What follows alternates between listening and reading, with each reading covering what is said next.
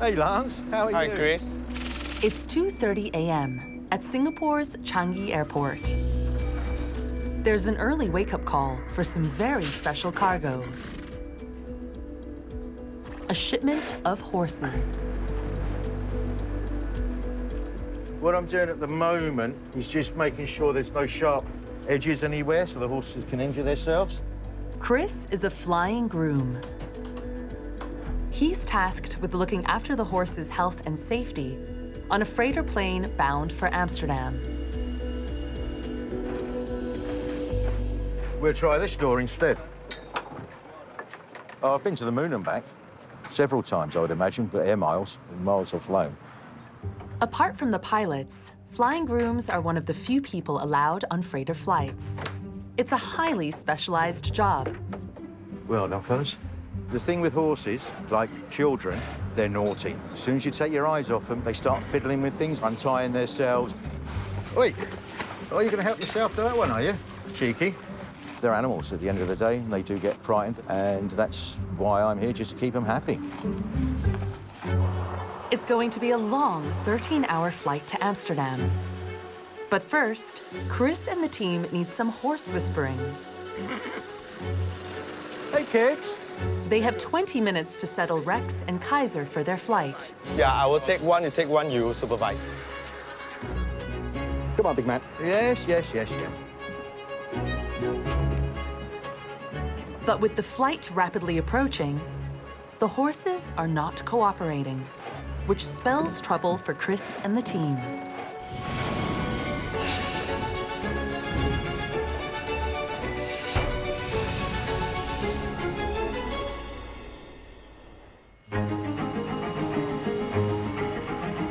Over 5,500 flights land and take off at Singapore's Changi Airport every week.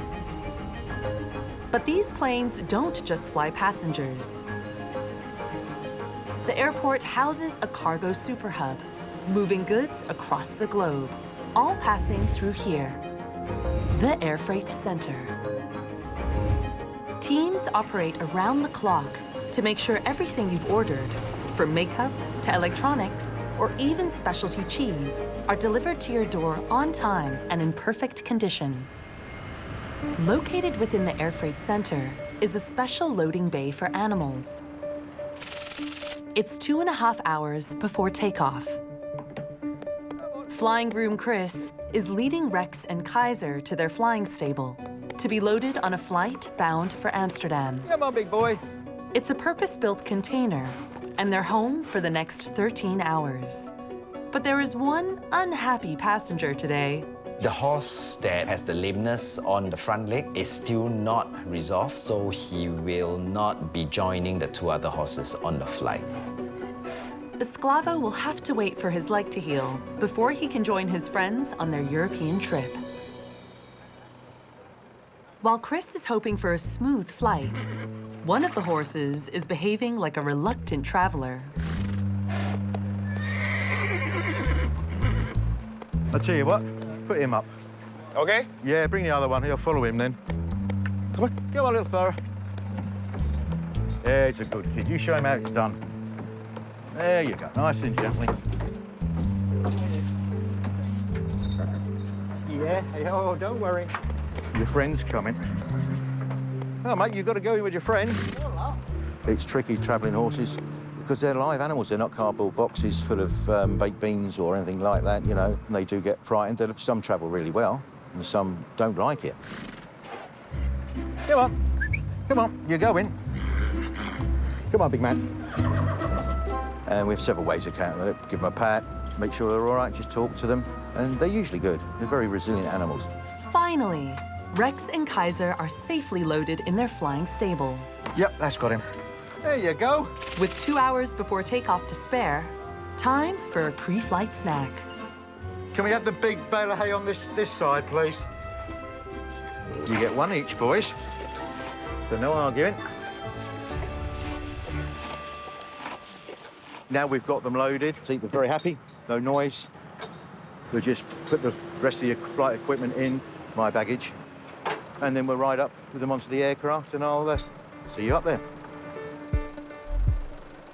As the horses make their short ride over from the loading bay, teams on the tarmac are already in full swing, preparing the aircraft for takeoff, including Singapore Airlines pilot, Captain Nithar.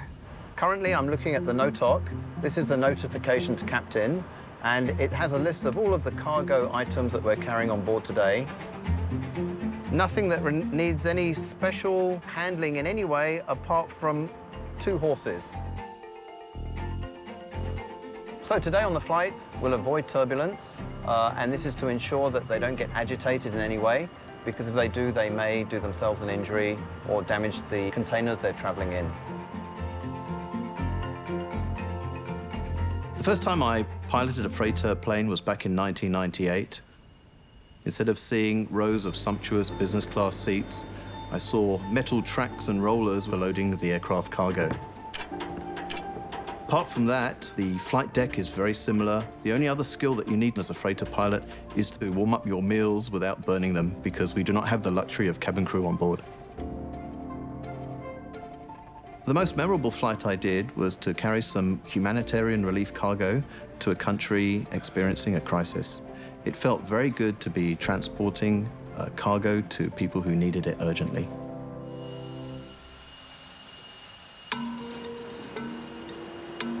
These special passengers have boarding priority, and the stable is loaded first. The ground transportation and loading of the horses are done smoothly. In order not to startle the horses, we will usually load them in the 4 positions to minimize movements. So it allows the attendants to have an ease of access when they need to check on them during the flights.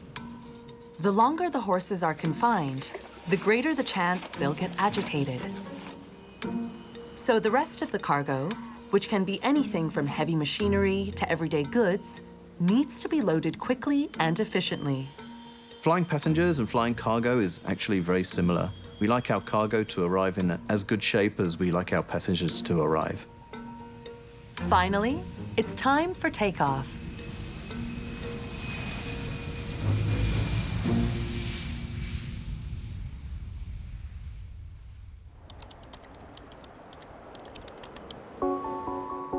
We've got a urgent order coming through. Tom, it's Chinese New Year coming up, so our goal is to get it into their store sort of 8 p.m, 9 p.m, if possible. That's no problem. It will arrive on time for Chinese New Year. That's great.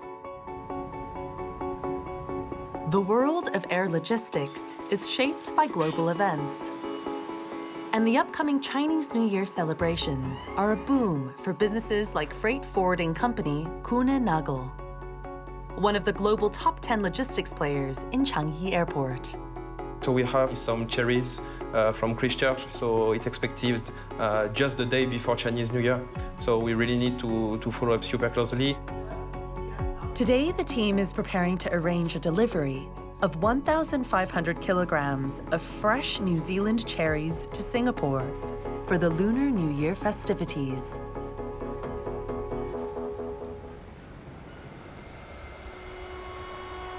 Tom oversees moving perishable goods, which demands military precision. There is different seasonality for the fruit. Different time of the year will be different place with different harvest windows. Perishable is a very fast moving industry. We are operating out of close 1,300 sites around 100 countries. Within 24 hours, everything can happen. 8,200 kilometers from Singapore, Tom's colleague Karen is driving 6 hours to a specialty cherry farm. I'm on my way through to Central Otago. I'm driving out to a beautiful new pack house to see some cherries that are planned and were booked yesterday to go to Singapore. Central Otago is over 400 kilometers from Christchurch in New Zealand's South Island.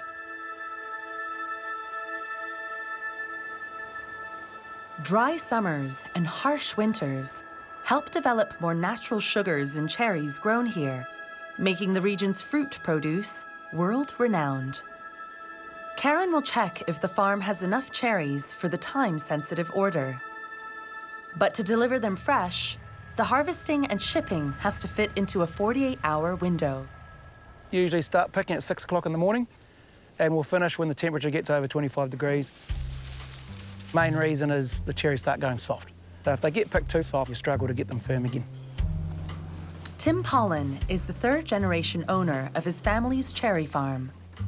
The rush order is for Lapin cherries, one of the 9 varieties grown on the farm.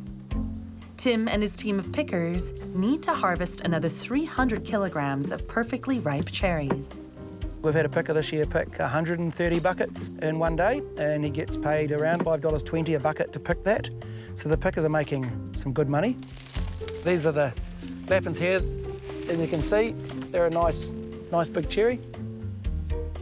We're looking for the background colour on that cherry, which is that nice, deep, dark colour. The size really determines your price. So the bigger the cherry, the better the price. And the Lapins at this time of year are still the equal biggest cherry you can grow in the orchard.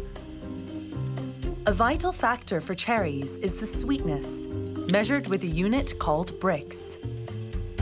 Higher the bricks, the more sugars, and they're just sweeter, and it tends to help the shelf life a little bit on the cherry as well, so they can last a bit longer. As the summer day wears on, the temperature begins to rise.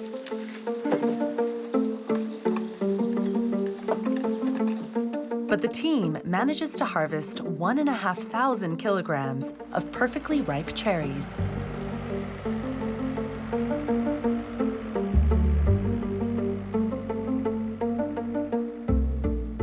Before they can be shipped, the cherries are first cooled in water to slow down further ripening. We want to make sure the temperature is around about 1 to 2 degrees.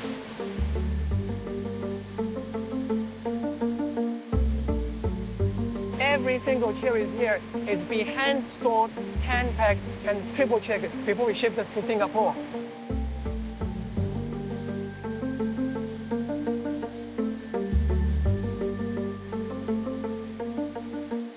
Picked, chilled, and packed. These 120 boxes will now be sent on a 6-hour drive to Christchurch to be processed for their flight to Singapore.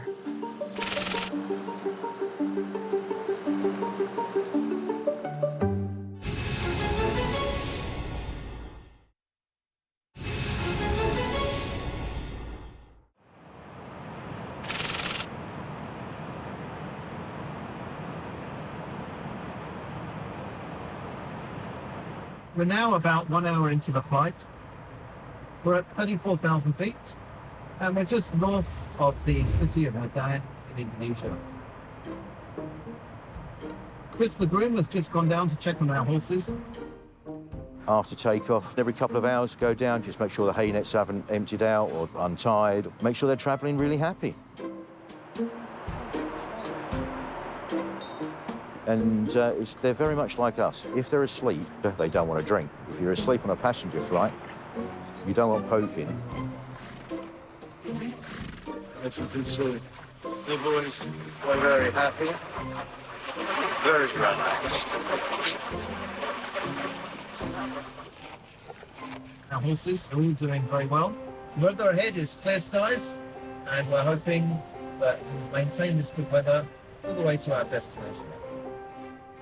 Piloting an aircraft, it's an exhilarating mix of excitement and doing a job to the best of your ability. And also the view is quite nice too.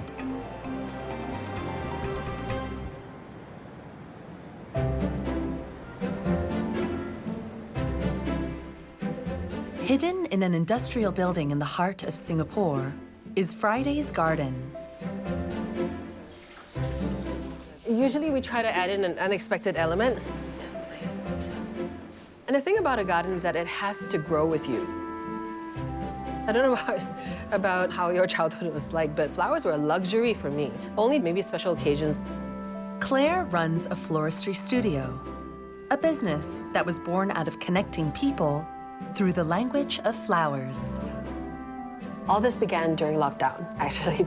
My friend delivered flowers to my house. That's when I started jamming with the different colors. When I posted a couple of pictures online, people started DMing to place orders because they were like, oh, my friend has lost his job and I want to cheer him up. Or, you know, my brother's family, you know, all got COVID and I really wanted to lift their spirit. It was lonely. And the fact that I could help out in some way and that flowers helped to say what we couldn't really inspired me. Almost all of Claire's flowers are imported. We really want to bring in lots of seasonal oddities from all over the world. Protea ivy from South Africa, roses grown in Kenya and Ecuador, even kangaroo paw from Israel. These are like Dr. Seuss characters. I call them my Andy Warhols. So day 1, they're Andy Warhols. By day 4, they puff up to be like Einstein. Because these are seed pods that are meant to be carried away by the wind. Next week will be the busiest event of the year, Valentine's Day. In the tropics, I think it's very important that we bring the seasonal blooms in because you get a bit more sensitive to, you know, how the world is evolving with your everyday. And I think it makes life more interesting. I turn to Hoke when it's flowers that I won't be able to get anywhere else.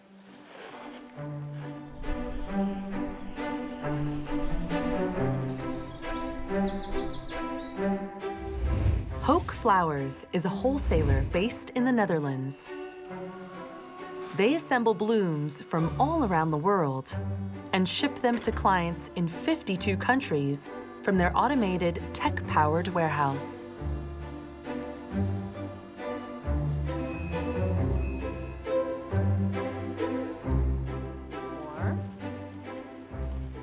I'm placing quite a massive order because we really want to bring in more of the unique, rare blooms for this event.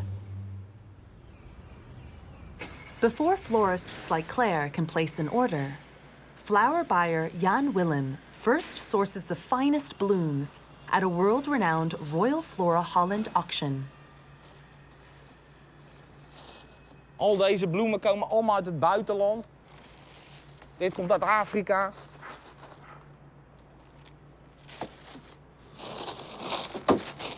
Deze zijn heel erg mooi van kwaliteit. Mooie dikke takken, grote koppen. Deze wil ik wel kopen. Rond 3 uur elke dag in Rijnsburg om de kwaliteit van de bloemen te checken. Ik bekijk de kwaliteit van de bloemen. Of het mooie dikke takken zijn, of de rijpte goed is. This is no ordinary auction house. Here, everything is managed remotely. From a purpose-built station, Jan Willem bids on thousands of different species of flowers, competing against other international buyers.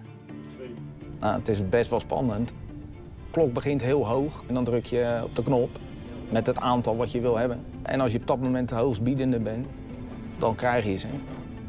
Waarschijnlijk zijn er wellicht duizenden kopers per dag die bieden op de bloemen die aangevoerd worden en geveild worden. Jan Willem buys a selection of flowers he thinks buyers like Claire in Singapore will like. Misschien koop ik wel op 15 verschillende klokken. Dus het gaat allemaal heel snel. In een paar uur tijd veilen ze duizenden karren bloemen weg. The flowers are now moved to Hoke's facility, a massive 60,000 square meter warehouse that processes hundreds of millions of flowers a year. Each new batch gets a mugshot that's posted on their website. Dit is onze fotokast. Die maakt van elke partij verschillende foto's. Zodat de klant precies ziet wat hij krijgt. En geen fictie. Based on the photos, Claire places a large Valentine's order. Some dreamy Protea ivy, romantic roses, and kangaroo paw for lovers and special friends. Op het moment dat een order gepikt gaat worden, wordt er een robot aangestuurd. Wat deze robot doet, is een kar met bloemen waar de order op staat ophalen en die brengt die naar het inpakgebied toe gaat. Inpakken eraan toe is, zal hij de order afroepen, echt inpakken. For cut flowers to stay looking lively, temperatures are 50% colder than the average air conditioning. The cold chain process may be chilly for people, but the blooms love it. Alle onze ruimtes zijn geconditioneerd. Je voelt het hier ook, het is zeg maar 12 graden. Daardoor blijven de bloemen beter vers. Op het moment dat ze bij ons de deur uitgaan de vrachtwagen in, gaan ze ook een temperatuurcontrole vrachtwagen in. All it takes is an hour and a half for Klaas's team to have an order packed and sent on its way.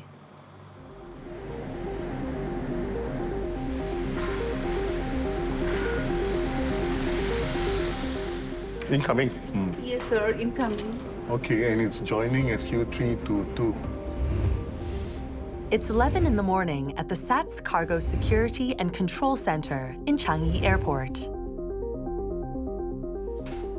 Stanley receives real-time updates from across 6 air freight terminals.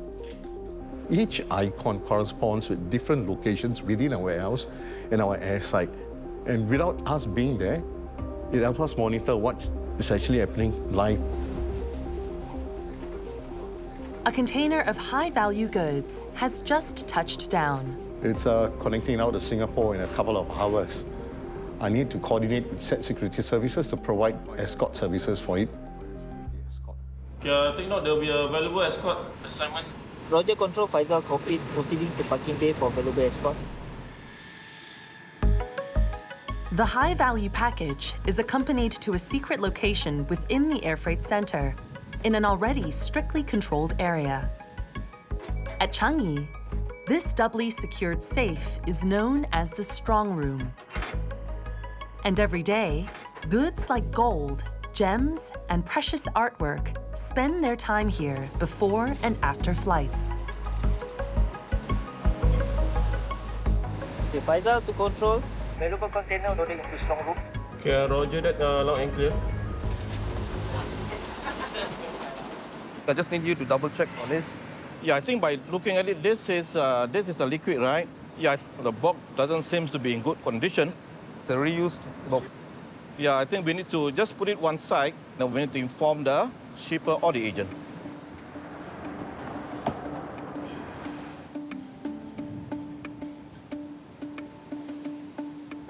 A designated cargo team oversees dangerous goods like radioactive material, harmful chemicals, and even ammunition. Every year, over 1.2 million dangerous goods shipments travel by air globally.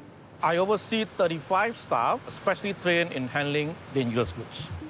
If not properly handled, these shipments could cause a disastrous incident. There are many categories of dangerous goods, and each one needs to be handled in a unique way to avoid accidents. This is meant for Class 5 and Class 8. A good example for Class 5 are bleaches, and Class 8 are corrosive items like acid. Class 3, flammable liquid. Things that people take it so lightly are those items like lighters, perfume. These are the items that people use every day, but they didn't realize are dangerous. One of the most commonly shipped dangerous items are lithium batteries, which are used in our phones and laptops and could catch fire in the air if not properly handled. We have to see all the proper packaging regulations before we accept the shipment.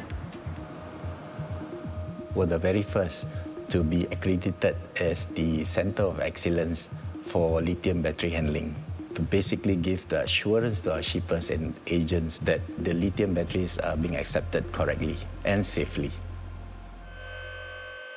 Before its flight, Ismail has to ensure the shipment of lithium batteries does not come into contact with any flammable goods, which have to be kept at least 1 meter away.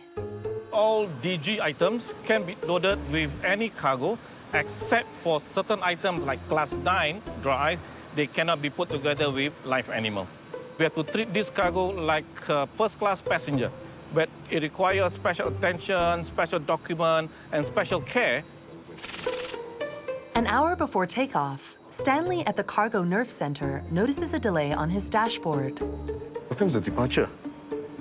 Flight on. Still got time. 17:50. Okay, because it shows an alert, one pallet not being released. Go in. No, go in. In front, okay. You must have the passion that when you accept DG, check, and check again. With the safety of the aircraft at stake, the dangerous goods team must take the time to fix the problem. Patience is very important. We don't rush doing dangerous goods. Even though it's time for the flight, if you got no time to check, we will tell them to go on the next flight. After Ismail confirms the dangerous goods are arranged safely, they release the pallet for loading. The unit couldn't be released on time, and the flight has been slightly retimed to depart 5 minutes later, so there's no issue. Units on the way to the aircraft site.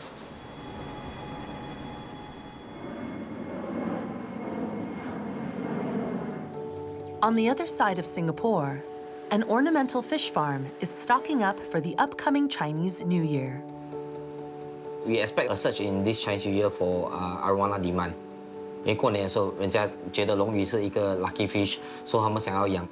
Keeping ornamental fish is a popular hobby in Asia, and Joel and Joey Ho are involved in every aspect of the business, from fish farms to accessories. Singapore is an international hub, so we are able to bring varieties of fishes with air cargo into Singapore, from North America to Malaysia to China to Indonesia, to access really different type of fishes from all over the world and grow this hobby. Joey is at a Malaysian fish farm they co-own to oversee an elaborate export process. The 6-hectare farm houses 15,000 ornamental fish, of which 50 of these arowana fish will be gifts or charms for Chinese New Year. But collecting the arowana is a complicated affair.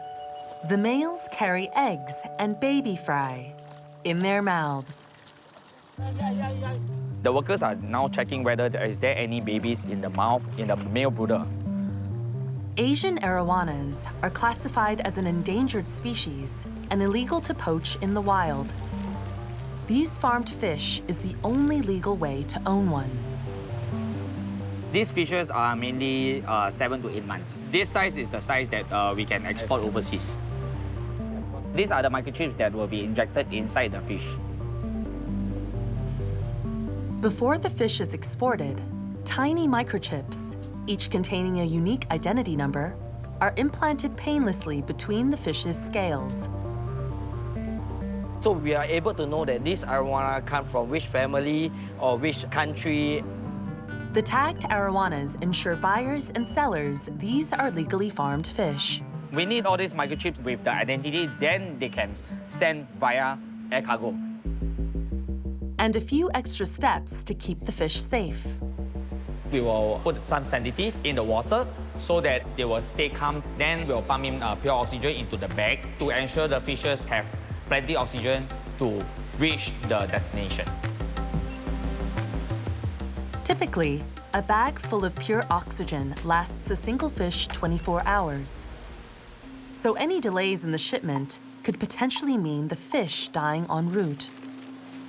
I will feel nervous every time we send the fishes because it's a livestock. We don't know whether it will arrive safely or anything will happen.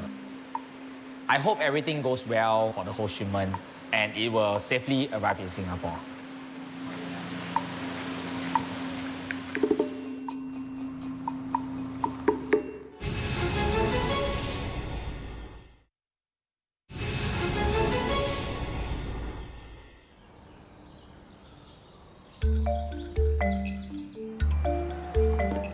The cherries have arrived overnight from Cromwell. They will now pull down and depart within the next 4 hours. 1,500 kilograms of cherries have arrived in Christchurch, New Zealand, at a special cargo processing center. Preparing fruit for flight is a surprisingly elaborate affair.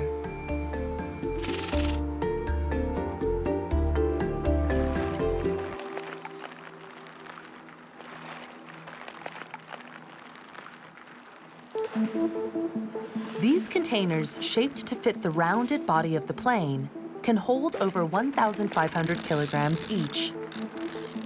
To maintain the temperature throughout the flight and stop the cherries going bad, they are lined with foil.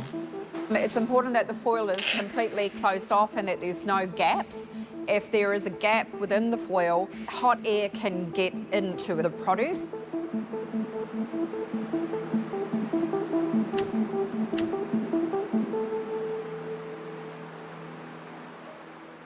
I saw some cherries last week and they had really dried stems. Is that a defect? Do you know what causes that?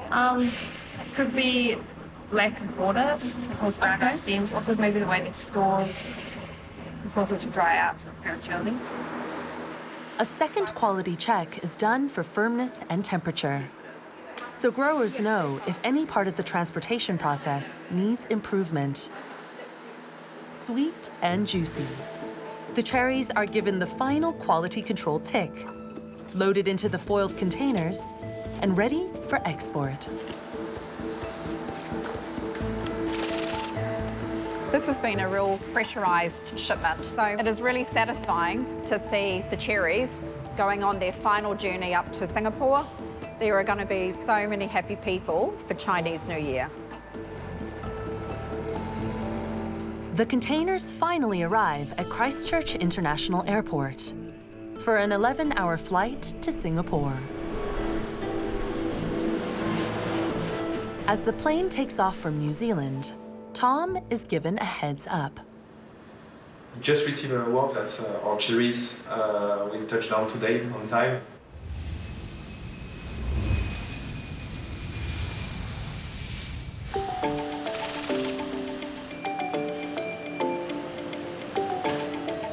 It's 6:25 p.m. and the fruity package needs to pass one final test. We will do some visual check because if there is condensation, we need to bring this straight away to our blast chiller to avoid any damage. Final checks show the cherries have remained dry throughout their 11-hour journey and at their optimum temperature between 0 to 1 degrees Celsius.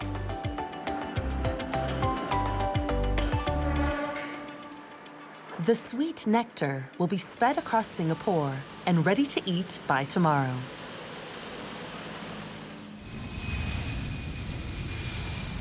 Claire's shipment of fresh flowers is finally arriving from the Netherlands.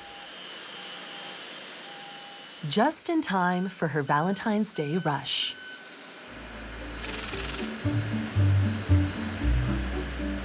So anything with a temperature requirement arriving into Singapore should be the first bit of cargo that goes from the aircraft back to our cargo terminal. The flowers are being moved to Donata's Cool Chain, a cold storage area in the air freight center, where Sam is used to people sending him fresh blooms.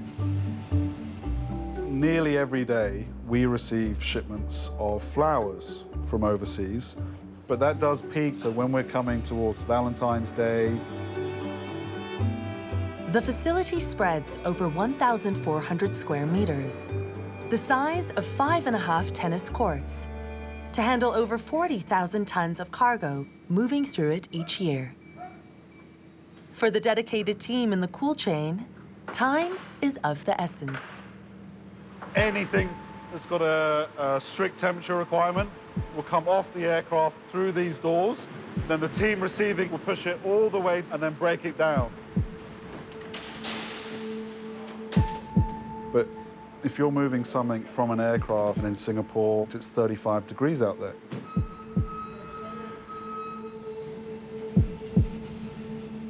We want to get it into a cold temperature as quick as we can. The longer it's in the daylight or in hot temperatures, the quicker those flowers are going to deteriorate. The ambient temperature in the facility remains below 18 degrees Celsius at all times. A chilly workplace, but not for everyone. The guys often laugh at me because I'm one of the only people that doesn't put on a jumper when I come in here. For me, this is like home.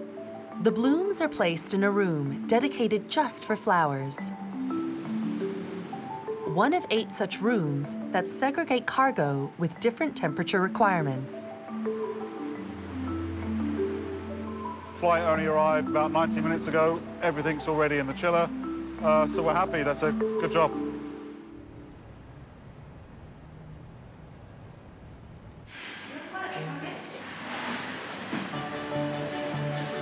Hello.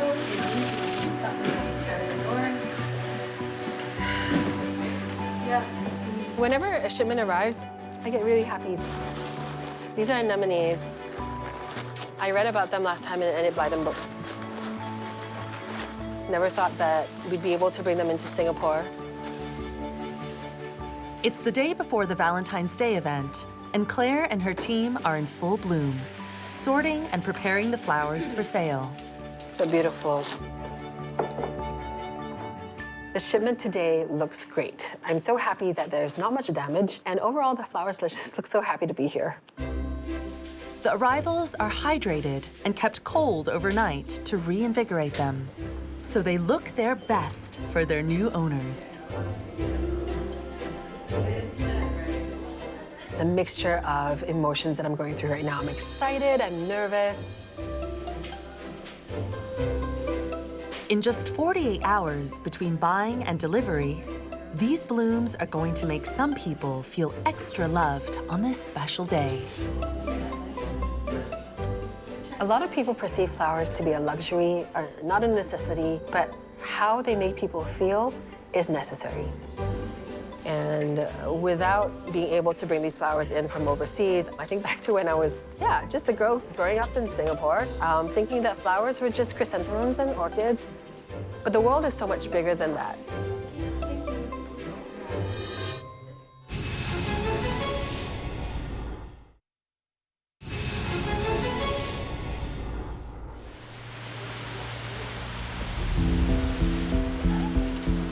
Almost 2 weeks before Chinese New Year, Joey and Joel are bringing arowana fish from Bukit Merah, Malaysia to Singapore via Kuala Lumpur. Arowana fish is the only fish in the world that we need to transport by air. It's because it's an endangered species, it's controlled by scientists. CITES is a global agreement that regulates the trade of species under threat. And the endangered Asian arowana face the strictest standards. It doesn't matter how the distance is, we can't go by land to Singapore. It is noon when the arowanas arrive in Singapore. Their first port of call is the Changi Animal and Plant Quarantine Station. We serve as a border inspection point for imported live animals and animal products. Each arowana that passes through Singapore's borders are checked and verified by vets. These are the list of microchip numbers that the fish have been implanted with. We're going to scan them and make sure that they are indeed the right animals here. We also do a general check on them to make sure that they look healthy. Every fish is scanned, checked against their import documents, and visually assessed before they are cleared to leave. Okay.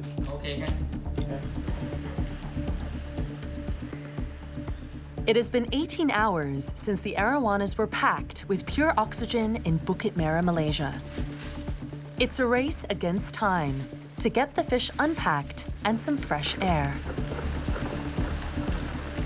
We are acclimatizing the fish to ensure that the parameter is the same as what is inside our quarantine tank. Sudden changes in temperature, acidity, and salinity can cause shock and harm to the fish, which may lead to death. So the fish are first gently acclimatized by putting them in a mixture of water from their bag and the tank. Okay, it's been 30 minutes and the fishes look healthy, so we'll release it into the tank.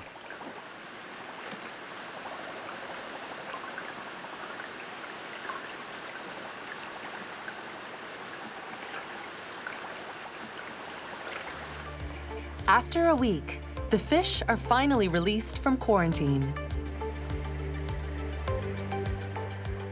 The measures the brothers have taken now paying off to bring these lucky fish alive and well to customers for Chinese New Year.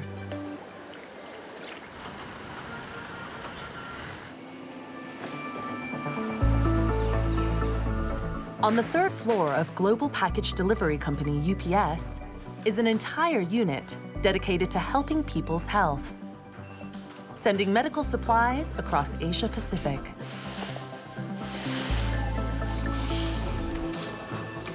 This is life-saving products, and it's very time critical to reach the customers.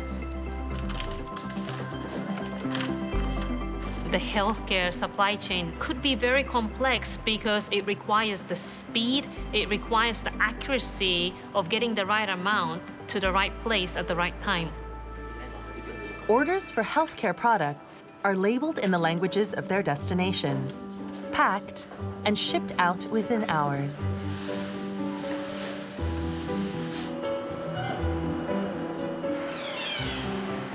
Very rewarding to be part of the process of saving someone's life.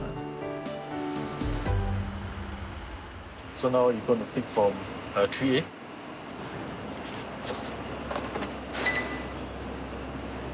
On the second floor, their first cargo innovation center in Asia. Here, new technologies are tested to improve the efficiency of cargo movements. Warehouse operations are very manual, very labor-intensive. However, over the last few years, technology and also digitization effort has been a key trend. Creatives like Yeming incubate, test, and deploy new logistics technology. He hopes automation will increase speed and safety of how we transport goods around the world. This is where we are able to actually bring in our technologies to test it on real-life environment. Today, Yeming and Daniel are putting a new robotic system to the test, combining hardware and software to ease the burden of heavy lifting from warehouse workers. So this robot might not look very big, but they are capable of carrying up to 1 ton in weight. When the operator needs to pick something, they will hunt for the item for packing. But right now, with this technology, the item will come to you instead. The robots are equipped with scanners to detect QR codes embedded in the warehouse floor. This allows operators to program their routes and identify where the robots need to go. With the system set up, the test is a go. This robot could deal with a new global demand that's stretching logistics: e-commerce packages. In recent years, there's been a wave of digital transformation in logistics space, and that's because it was necessitated by the rapid growth of e-commerce as well. It was already growing quickly, but the pandemic put it into overdrive. For many of us, the option of shopping offline was taken away, so we had no other choice but to shop online. With this batch-picking robotic solution, individual orders can be processed at a much quicker pace. The last of the test packages have been selected and sorted. Yeming and Daniel reconvene to access the results. I think it's not bad. Like what we achieved. I'm pretty happy with how the experiment went. We are able to pick and also organize our inventory 3 times faster as compared to operators having to walk down the aisles and find an item. This is just the first step towards the future of cargo logistics. In the United States, UPS currently utilizes similar robots to increase efficiency. And Singapore is looking to make that same leap. The eventual goal is what is the right mix between automation and manual labor. We are currently trialing autonomous baggage tractors for the passenger flights, but such experiments would potentially have applications for air cargo as well. The future of logistics is going to be a lot more digitalized. It is a really exciting time right now to be in the logistics industry.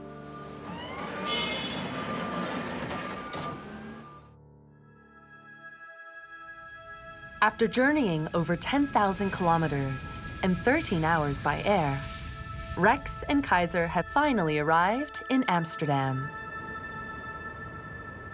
Hello, babies. We're here.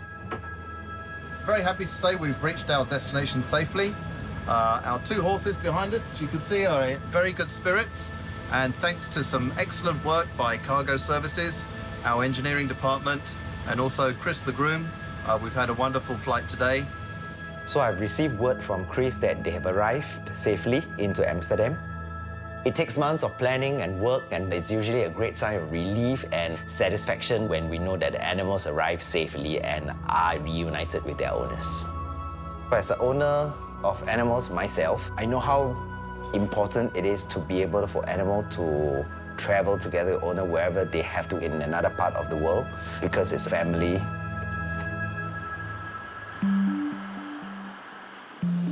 Cargo in Changi never stops. More than just a mode of transportation for freight, each shipment is a collection of stories. Amazing journeys made possible by teams working around the clock.